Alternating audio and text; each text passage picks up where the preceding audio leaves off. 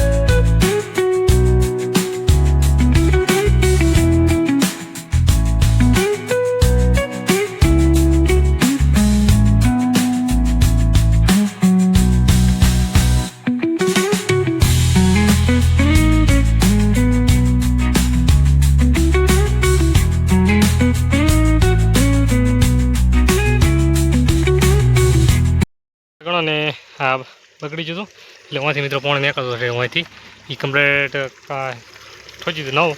અરે એ નાખ્યો અને મિત્રો આ નવું લાવ્યું આખું કનેક્શન મિત્રો આખું નવું લાવ્યું છે.